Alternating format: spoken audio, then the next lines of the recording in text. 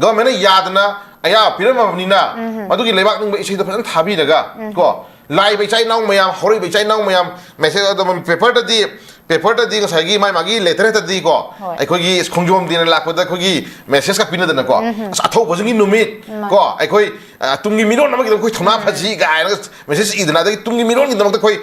chain खोई lamin जी गाय इदना को सुमना कंदना ngसागी मथम ओइना थुत लाउना लेबाक निंग सादना को अखोई हाइजेरिसी लोइनमकी वासना सदेको तौहनि मदुनी अदुदी इपा इपुन थंबिरा मदुगु मफियम दो मणिपुर की लेंगाक्सिना स्टेट की ओबा इसेयमा स्टेट की ओबा दुगु सोंगमा लेबाक निंग इसेयमा थंबिरा मामनिना यारा थंबिरा मामनिना मदु सान बिदना लाइ बैसाइ नाउ मयाम निंदु इनोट पिदना को ममा लेबाक मुसिबगी इनोट पिदना अदुगी मयाम तसरमिन खुमजिमिन तवरदी अखोइ थमोजि पेरोइद्राबा ओना तेना नंग सागी स्टेज टू अदुक फजबा लेबाक की ओबा दुगु थरम दो अखोइ vote campaign ang tayo ugi betul di pas dah belai masih mahal na ay sila ini ujar potong ni ko madu numitu ga ngangnari bohong tu ga kau isan sana buat leh bako numitu tadi leibak yo ba atau bosan yo ba history atau bosan tahu nama thabak atau bosan ya lambi atau bosan nak kalam okram ni amdang message pipi dah lor ni amdang adong pipi dah lor ana leibak ning bagi ahal laman gi haikat per leikat per numitu su adong rajniti wang jen ba को अथौ बजंगी लेकर पर दुमितजु करायनी पो अदम vote खमजन बा को अदगी लाई थरम तो दुमितजु अदम फिरान अदगी vote की फिरान जन बा अखोइ से केरोम सखरे को अदुना सही खुर हाजिनिंग सी सही पुआर याउजब सही हगल यें कान दंग सही कोइ करायनी सनिदाई को साइना को मसे कोइ उजौद नत्र को हिस्ट्री द लेक द लेदम पोतुनिद्रा हिस्ट्री द लेक द इनरी बंगांग रिबा ताना यो फिल्म में पुथुइ मैम दुफेन ताजरा कांदा मसागी कंगलादा कोई पुया मैते की अरीब पुया मयाम पुथोग मई थारगा संस्कार तौबगी तौगे वरी मखै सुम ताइदन को अदुगी टाइपता मणिपुर से कोई धर्म अमग साइ एरिया कोई यंगजना पोफन सदेको तौरोइदबा तौगदबा मयाम जे कोई योन ओनबगी टाइप तो कोई था अमदम लाखरेबा लिरिन को दना याम नुआइते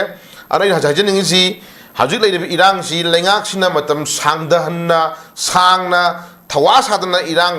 मखा चथर थमिजे मसी गवर्नमेंट करी पॉलिसी नो अदुतागे चथर लाबनिना मदुगी पेन दम याम लाउ खलाउ लाउ मतमदा अशोपन यावरिबा अमाता थुइबा देन एवरीथिंग खुदिमक थेराइब खुदिमक की ओइबा कागनो जे कंसिकनो जे एकोइ दाइट जे लेंगाना यंगबिबा ताइ सिंगबिबा ताइ अशोबा कंगुसनि कमिशन बिबिबा ताइ को सुगु मयाम जे खुदिम यंगबिबा ताइ देन हाजिक लेरिबा उलखुलगी ngara na handa fresh ngara na थुइबा fresh इशू होइदा को सिदा मरुइना तंखुनगी खुंगाक पैसाइ नावमा कुकी की टेररिस्ट की मियोय अनि को सिरे को हुरान बाइसदी मकोक नपी पे हाइनरी नि को कासु हुराम मै तरानि मपुगी नोंमैना लेरिन कासु लोपे या थंगते सिदि को हजि मणिपुर थोइबा सही अहुम मपुंग फरक तो लानजे ngasi नेशनल मीडिया इंटरनेशनल की थाकता तमना सिदि कोइ खंग हरइदना मयाम सिद्रा अदुना हजि से ngara सिरिबा अनि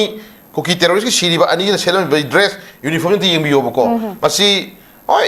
मोइना पामजदना सेलम बबुदी यादो रगसु सुमाइना सेलगा डे एंड नाइट ड्यूटी तोबंगंबा सुमाइना सेलगा कोइ चप ngदारगदी अदुन तापदी को मरी मता मसेन बाय मसेन नाव मखुरा मतुर हाइदारे को मया अमगा दुम मखोइ लोइना तिनरा लेरमगी फिल्म मा लेरमगने हाबसे कुचिन दगा मक्रेबको अदुना प्रजासन थाजर थ्रिबा तौरिबि तिने माम जखोइ खमिन मम चंगी आना जिक सिदि सोइबा नकन अनिमकी मरदा सुएना अनिमकी मियोय मापन सोले युम तराव ने मै थादो एगा ना पेपर को तो फोंगिसिंग जे बना जनिना व्हाटएवर सिविलियन दा सोक मतमदा सिविलियन की सुइबा मैम की दाइट जे असि लेंगा की दाइट लखम थु इनत्रा अन ले फिल्म से याम कन हाइनिंग दे मखाताना फादर को इरांग जी सांगधरकद्रा टेंशन गिदरा है कोइ दम मी पाइबे लै मरम दी सी लेबे इरांग सी दी कनो मयाम नबोदी हाइ लिन को मयाम नबोदी हाइ इरांग जी लोशन गिरोय दिन हाइ को अदो आइ कोइ जो दुम हाइ मसी इरांग पाक लोशन बियारे मरम दी लोशन में याबा दुगुम्बा कोर्ट इशू में याम दी कोइ लोशन ngam अदन पाक लोशन दिंग मोय हाइ कोइ दुम हाइ तबुतबु अखोइ रूलिंग पार्टी न सानै बदि नियम जे सी मचसी येंगुरगदि लानजे हायेंग तर सिमिया फिल्म जुलैब लानजे हांसिन तर सिमिया फिल्म जुलैबा कमाइना हायेंग हांसिकी लैबा इलेक्शन जे हेंसन गायरामिनने हजि हाइबा होनरे दना नत्रो खोगी आइना हाइबा तेको सिदि बीजेपी की प्रेसिडेंट बिरिबा इसे मा सरदारना अथुमतमदा मणिपुर की इरांग लोसन खोइ होनरनी हैना फुंदुरे फुंदो आइ दखै मुनि नसेबको आइ तारगदि गि मोइ मखुत्ता लांजे लोशनगे खनम मिकुप तब समय आबगी राइट नमा पाइरगे लैयेबको निरिन अन सांगधाली जिजु मोइना अम थादोकपा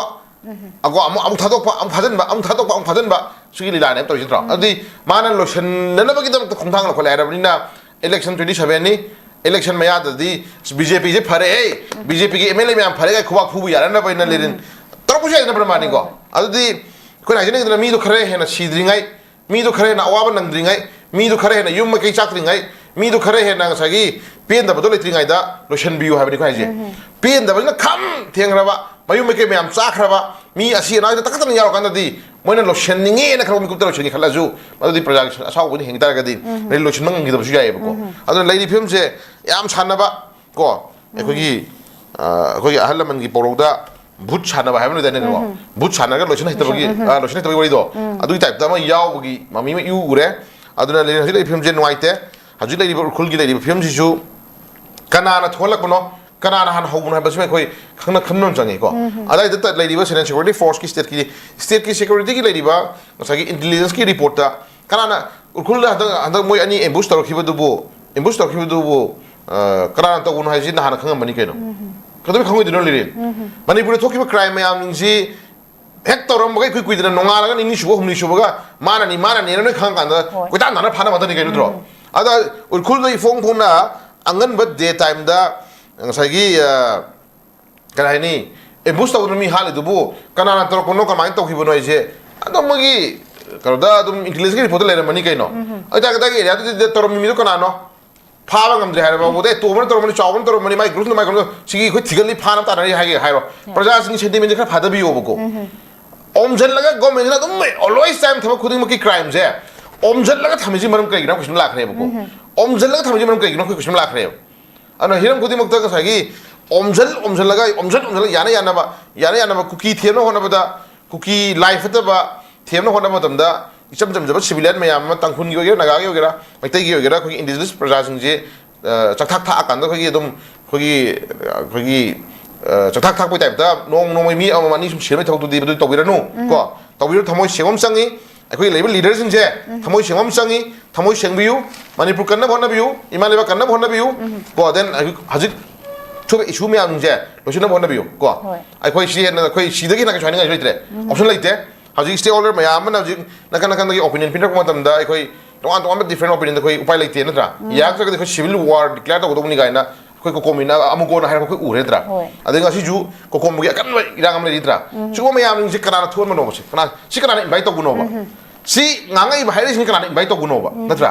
थवैना मासी थोक लंबी मसिन मी दुम यारो ले बसिम याम कन्फर्म नेबा अन याम पॉलिटिकल ड्रामा पॉलिटिकल की बंग सही लादा प्रजा में हम गांव तो हनबा प्रजा में हम वाहन बजिदी मसी हेनमले हमजे माइ थमजगे